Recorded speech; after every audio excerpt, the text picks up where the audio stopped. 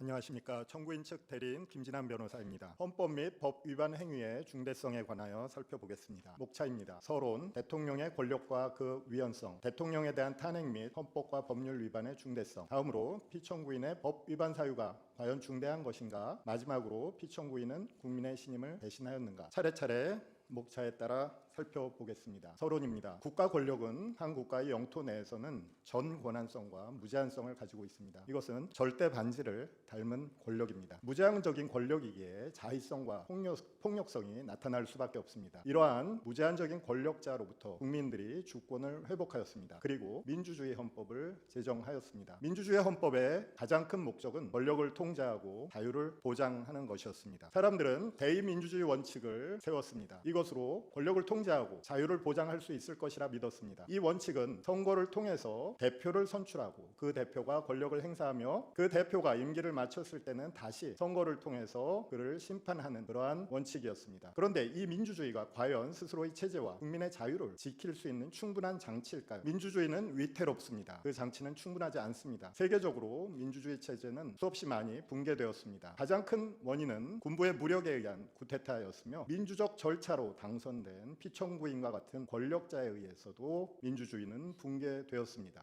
민주주의 권력이 스스로 민주주의를 해체하는 이유는 자신만의 독점적인 절대 권력을 만들기 위해서였습니다. 사람들은 민주주의의 힘만으로는 민주주의를 지키기에 부족하다는 것을 깨달았습니다. 그래서 법치주의와 권력 분립 원칙으로 보완하였습니다. 법치주의란 최고 권력을 포함한 모든 권력들이 자신의 권력 행사에서 헌법과 법을 따라야 한다는 원칙이며, 권력 분립 원칙이란 국가 권력을 여러 기관에게 나누고 그 기관들이 서로 견제하고 균형을 이루도록 하는 원칙입니다. 이 두 가지 원칙이 보완되었기에 우리들의 자유 그리고 권력의 통제는 이루어질 수 있었던 것입니다. 두 번째 큰 목차, 대통령의 권력과 그 위험성에 관해서 보겠습니다. 대통령은 국정 최고 책임자로서 최고의 권력자입니다. 대통령에게 권력을 부여한 것은 국민들입니다. 직접 선거를 통해서 민주적 정당성을 부여받았기에 최고의 민주적 정당성을 갖고 있는 대통령은 그 민주적 정당성의 크기에 따라서 최고의 권력, 가장 큰 권력을 부여받았습니다. 대통령의 권력은 권력 분립 원칙에 따라서 나누어진 여러 권력 중에서 가장 큰 권력입니다. 우리 헌법상 대통령의 권력에 관해서 한번 살펴보겠습니다. 대통령은 국가 원수이며 행정부의 수반입니다. 국가 긴급권을 가지고 있고 헌법 개정안 제한권을 가지고 있으며 국무총리, 각종 행정각부의 장차관 등 고위직 공무원의 임명권을 가지고 있습니다. 또한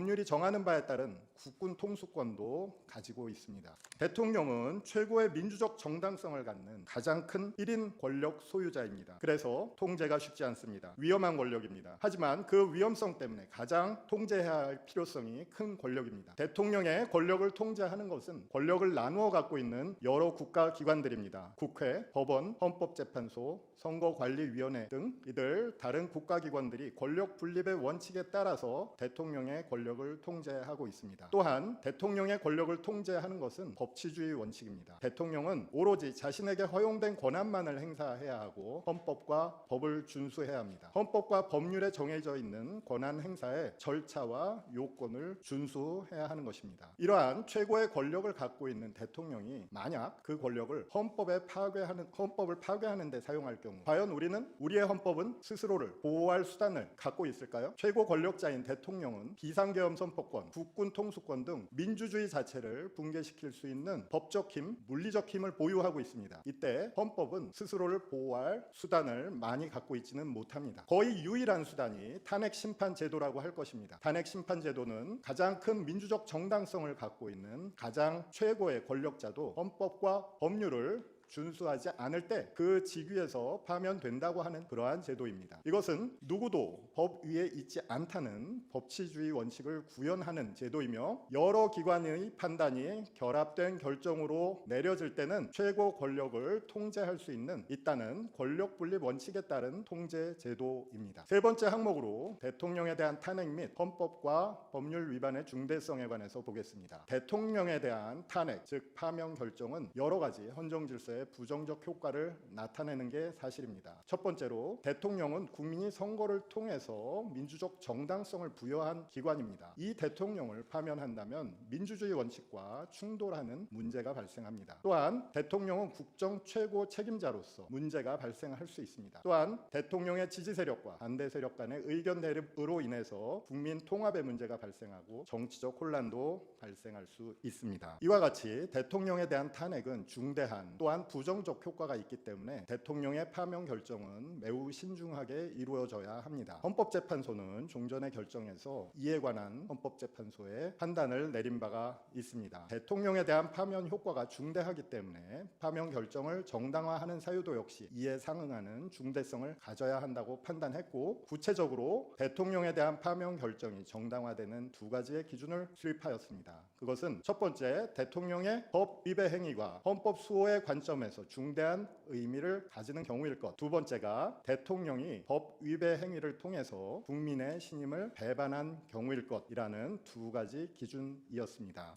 자, 피청구인의 법 위반 사유가 과연 그와 같은 탄핵 기준에 따라 탄핵될 충분한 사유인가에 관해서 살펴보겠습니다. 우선 첫 번째 기준입니다. 피청구인의 법 위반 사유가 중대한 것인가? 앞서 발표에서 여러 법 위반 행위에 관한 상세한 내용을 이미 살펴보았기 때문에 이곳에서는 가장 심각한 법 위반 행위 두 가지만 살펴보겠습니다. 첫 번째가 비상계엄 선포 행위와 국회 침입 행위입니다. 헌법상 요건과 절차에 맞지 않는 비상계엄 선포는 그 자체로 헌법의 명문 규정에 위반하는 권한 행사입니다. 계엄 선포는 가장 위험한 국가 긴급권입니다. 국가 비상사태라는 상황에 맞지 않는 비상계엄 선포는 독재 정치이며 군정 통치의 선언입니다. 이와 같은 상황에 맞지 않는 비상계엄 선포만으로도 파면을 정당화시킬 수 있는 중대한 위헌 행위라고 할 것입니다. 다음으로 국회 침탈 행위입니다. 피청구인은 군 병력으로 하여금 국민의 대의기관인 국회에 침입하도록 하였습니다. 비상계엄 해제 요구 결의 중인 국회에 군 병력을 보내서 물리력으로 회의를 방해하고 무산시키려 시도했습니다. 더 나아가서 피청구인은 국회를 대체할 비상입법기구를 설립할 계획까지 세웠습니다. 이와 같은 행위들은 더 중대한 헌법 위반 행위를 상상하기 어려울 만큼 전면적인 헌법 위반 행위입니다. 이것은 전형적인 민주주의 선출 권력에 의한 민주주의 해체 시도라고 할 것입니다. 다음으로 자유민주적 기본질서 원칙 위반에 관해서 살펴보겠습니다. 피청구인은 헌법으로부터 부여받은 권한을 행사하는 야당과 국회를 종북 반국가 세력, 범죄 집단이라고 규정하며 계엄을 선포하고 병력을 보내서 국회에 침입하도록 했습니다. 정치적 반대 세력에 대한 억압과 제거를 목적으로 한 행위, 이것은 자유민주적 기본질서 원칙을 근본적으로 침해하는 행위입니다. 피청구인은 스스로 자유민주적 기본질서를 지키기 위해서 비상계엄을 선포했다고 선언했습니다. 하지만 자신이 선포한 비상계엄을 통해서 자유민주적 기본질서를 파괴한 것입니다. 다음 기준으로서 피청구인은 과연 국민의 신임을 배신하였는가에 관해서 살펴보겠습니다. 대통령은 헌법 수호의 책임을 가지고 있습니다. 헌법 66조 제2항에서는 대통령에게 헌법 수호의 책임을 명시적으로 부여하고 있습니다. 이것은 가장 큰 힘을 가진 권력인 대통령이 가장 효과적으로 헌법을 보호할 수 있다는 아이디어에 기초하고 있는 규정입니다. 국정의 최고 책임자이며 최고의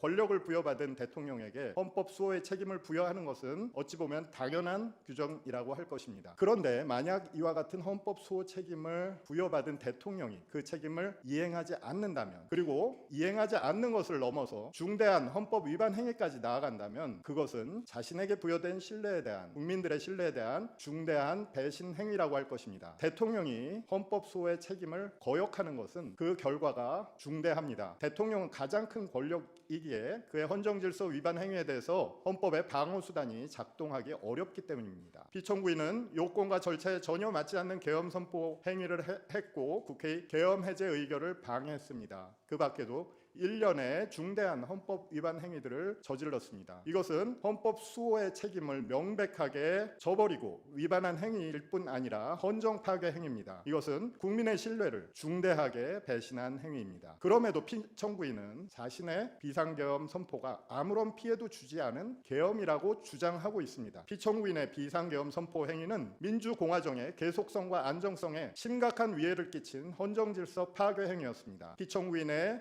아무런 피해도 주지 않은 계엄 주장은 헌법의 수호 의지를 전혀 찾아볼 수 없는 주장으로서 자신을 선출한 국민의 신뢰를 정면으로 배신하는 행위입니다. 피청구인은 반헌법적 주장과 위험성을 가지고 있습니다. 피청구인은 헌법을 준수하고 수호하겠다는 약속을 하고 취임했습니다. 그럼에도 불구하고 그 약속을 저버리고 반헌법적인 주장을 하고 있습니다. 피청구인은 자신에 대한 정치적 반대 세력을 반국가 세력이라고 비난하면서 비상계엄을 선포했으며 그 이후에도 지금까지 계속 반헌법적인 주장을 펼치고 있습니다. 예를 들어보겠습니다. 2025년 1월 1일 지지자들에게 보낸 편지에서 나라 안팎의 주권 침탈 세력과 반국가 세력의 준동으로 지금 대한민국이 위험합니다. 저는 여러분과 함께 이 나라를 지키기 위해 끝까지 싸울 것입니다. 라고 발표했습니다. 또한 같은 달 15일 체포 직후 국민께 드리는 글에서 우리나라 선거에서 부정선거의 증거는 너무나 많습니다. 선관위의 엉터리 시스템도 다 드러났습니다. 국민 여러분, 계엄은 범죄가 아닙니다. 국가 위기를 극복하기 위한 대통령의 권한 행사입니다. 라고 발표했습니다. 피청구인의 위험성입니다. 피청구인이 만일 다시 직무에 복귀할 경우는 우리 민주공화국에 중대한 위험이 발생합니다. 무엇보다도 먼저 피청구인은 자신의 정치적 욕망을 위해서 군통수권을 오용했습니다. 비상계엄 해제 요구 결의를 하는 국회에 그리고 헌법기관인 선거관리위원회에 군을 동원해서 침입하였습니다. 군통수권을 가지고 자신이 지휘하는 군을 권력의 도구, 헌정질서 파괴의 도구로 사용한 것입니다. 또한 피청구인은 비상계엄 선포가 대통령의 당연한 권한이라고 주장하고 있습니다. 이것은 피청구인이 권력을 행사할 때 헌법상 한계를 준수해야 한다는 당연한 원칙을 부정하고 있는 것입니다. 피청구인의 행위로 인해서 비상계엄 선포권은 과거 안전 울타리에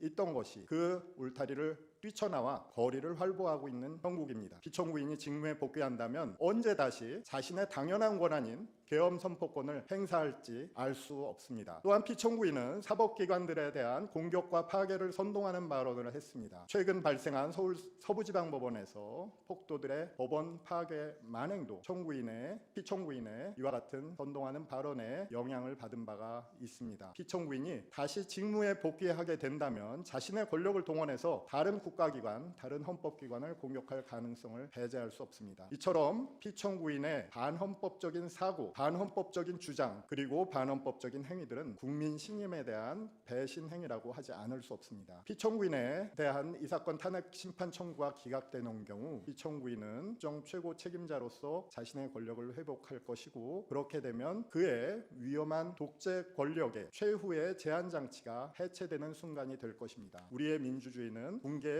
위험에 처하게 될 것입니다. 장래 권력자에 대한 헌법 보호 필요 차원에서도 우리는 피청구인의 신뢰 배신 행위, 중대한 헌법 위반 행위를 찾아볼 수 있습니다. 만일 피청구인과 같은 극단적 위헌 행위를 반영한다면 미래 독재자들은 자신의 독재 행위를 응원받고 또한 조장받을 것입니다. 따라서 미래 헌법 수호의 관점에서도 피청구인의 행위는 중대한 헌법 위반 행위며 국민의 신뢰에 대한 배신 행위인 것입니다. 결론입니다. 피청구인의 행위는 중대한 헌법 위반 행위이며 국민이 자신에게 부여한 신뢰를 배신하는 행위입니다. 피청구인의 헌법 위반 행위는 단지 몇 개의 헌법 규정을 위반한 행위가 아닙니다. 그것은 절대 권력을 만들어내기 위한 행위였고 민주주의 체제 자체를 해체시키려고 한 행위였습니다. 피청구인은 민주주의, 법치주의, 헌정수호, 국민의 자유와 안전 등 모든 헌법 수호의 관점에서 파면되어야 함이 마땅합니다. 이상 마치겠습니다. 감사합니다.